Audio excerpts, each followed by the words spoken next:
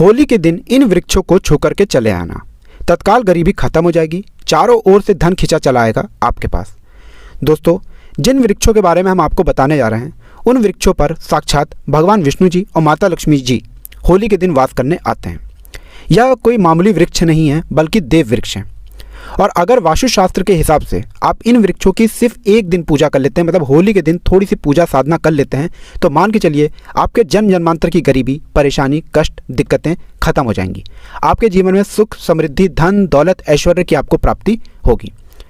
दोस्तों, होली का जो त्यौहार है यह एक ऐसा त्यौहार है जिस दिन हर व्यक्ति अपने मतभेद, अमीरी गरीबी, ऊंच नीच जैसी चीज़ों को भुला करके समाज में हर्ष और उल्लास के साथ इस त्यौहार को मनाता है। होली को इसलिए भी मनाया जाता है क्योंकि बुराई पर अच्छाई की जीत हुई थी। होली उत्साह और उल्लास से भरा हुआ त्यौहार है। खास करके भगवान विष्णु जी के जितने भी भक्त हैं वो इनके लिए इस दिन पूजा साधना क्रिया करते हैं, व्रत भी रखते हैं ताकि उनको भगवान विष्णु जी का आशीर्वाद मिल सके। होली के दिन ही लक्ष्मी जयंती भी मनाई जाती है।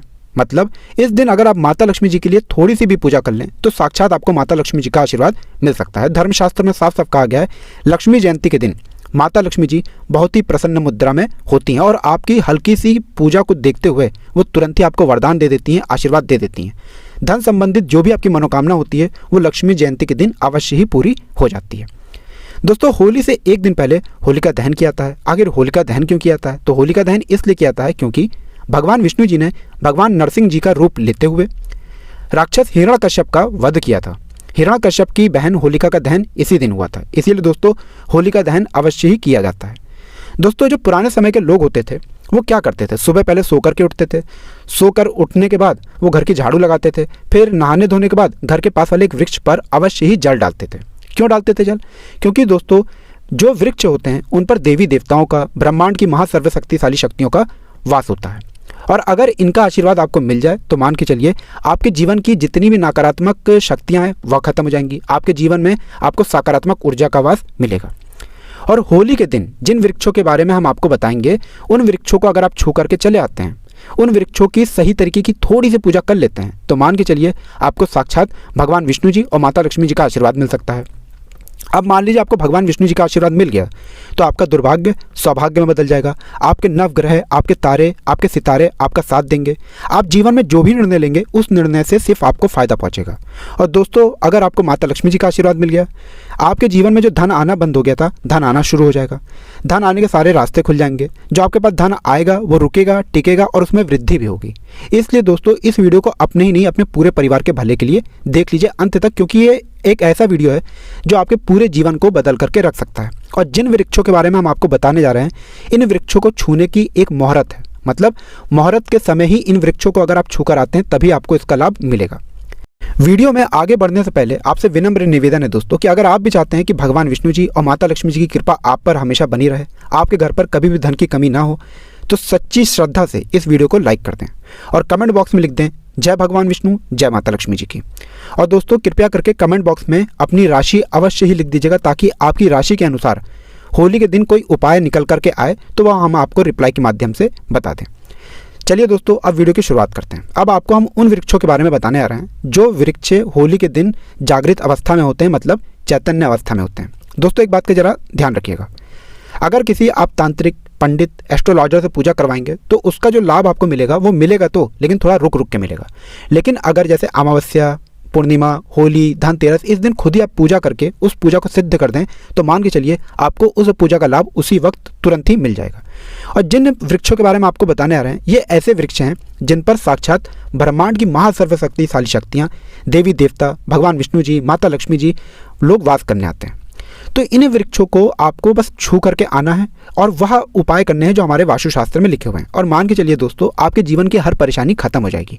लेकिन इस बात का अवश्य ही आपको ध्यान रखना है, जब भी आप पूजा करने जा रहे हो तो उन चीज़ों को लेकर के जाएं जो हमारे वास्तुशास्त्र में लिखी हुई है। इसलिए दोस्तों कहीं कॉपी पेन किताब में इन उपायों को लिख लीजिए ताकि आपसे गलती ना हो, क्योंकि साल में एक ही दिन होली आती है और होली के दिन ही ये वृक्ष जो होते हैं वो चैतन्य अवस्था में आते हैं। इसलिए दोस्तों अगर आप चाहते हैं कि आपके जीवन में आपको सकारात्मक बदलाव देखने को मिले, आपके जीवन का जो वातावरण है वो मंगलमय हो जाए, कल्याणकारी हो जाए, तो इन सारी बातों का ध्यान रखिएगा और होली के दिन इन उपायों को अवश्य ही कर लीजिएगा। और दोस्तों अभी तक आपने वीडियो को लाइक नहीं किया है, पहले जाकर के वीडियो को लाइक कर दीजिए। सबसे पहला वृक्ष जो आपको अवश्य ही छू कर के आना है होली के दिन वो है गूलर का वृक्ष। बिल्कुल सही सुना आप लोग ने, गूलर का ही वृक्ष क्यों? तो आपको बता दें, गूलर का वृक्ष जो होता है इस पर साक्षात भगवान नरसिंह जी अवश्य ही वास करने आते हैं होली के दिन। आखिर नरसिंह भगवान इस पर वास क्यों करने आते हैं? तो आपको बता दें, नरसिंह भगवान ने जब हिरण्यकश्यप नाम के राक्षस का वध किया था तो उनके नाखून में असुर वाला खून लग गया था। वो एक ऐसा खून था जो नरसिंह भगवान के बहुत ही ज़्यादा पीड़ा दे रहा था। तब नरसिंह भगवान ने, जो उस वक्त के देवी देवता थे, वैद्य थे, उन लोगों के कहने पर गूलर के वृक्ष में अपने नाखूनों को गड़ाया था। नाखूनों को गड़ाने के बाद भगवान नरसिंह जी को बहुत ही राहत मिली थी। लेकिन गूलर के वृक्ष ने भगवान नरसिंह जी से ये कहा कि हे प्रभु, आपने अपने नाखून मेरे अंदर गड़ा करके अपनी जो पीड़ा है वो मुझे दे दी है, अब मैं क्या करूं? तब भगवान नरसिंह जी ने गूलर के वृक्ष को आशीर्वाद दिया था, वरदान दिया था कि मैं प्रत्येक होली को तुम्हारे ऊपर अवश्य ही वास करने आऊँगा। इसलिए दोस्तों कहा जाता है कि गूलर के वृक्ष पर अगर आप जाते हैं, एक लोटा जल अर्पित करते हैं और गूलर के वृक्ष का एक फल तोड़ के किसी भी लाल कपड़े में मौली धागे से बांध करके अपने घर पर ले आते हैं, तो मान के चलिए आपकी जितनी भी समस्याएं होती हैं वो आपसे दूर हो जाती हैं। जो आपके ऊपर समस्या आने वाली होती हैं वो अपना रास्ता बदल लेती हैं।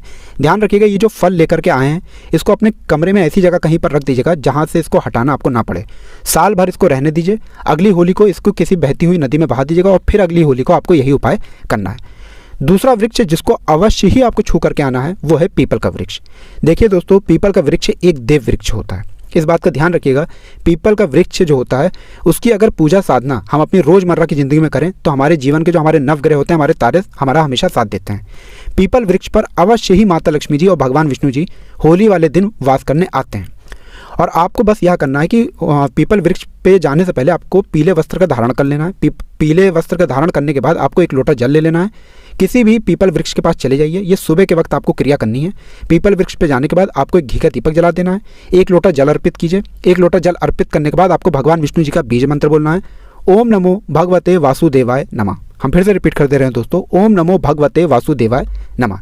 इस बीज मंत्र का जाप कुल 101 बार कर लीजिए और मान के चलिए भगवान विष्णु जी के आशीर्वाद से आपका दुर्भाग्य सौभाग्य बदल जाएगा। आपके जीवन की जो परेशानियां हैं वह खत्म हो जाएंगी और आप अपने जीवन में बहुत ही उन्नति करेंगे।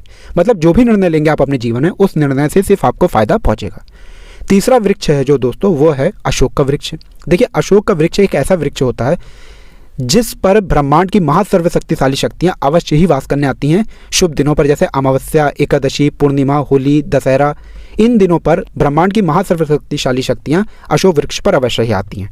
तो होली के दिन आपको सूर्यास्त से पहले अशोक वृक्ष के पास एक कच्चा दूध लोटे में लेकर के जाना है, उसमें हल्दी डाल लीजिएगा, अशोक वृक्ष पर चढ़ाइए, 7 परिक्रमा लगा लीजिए।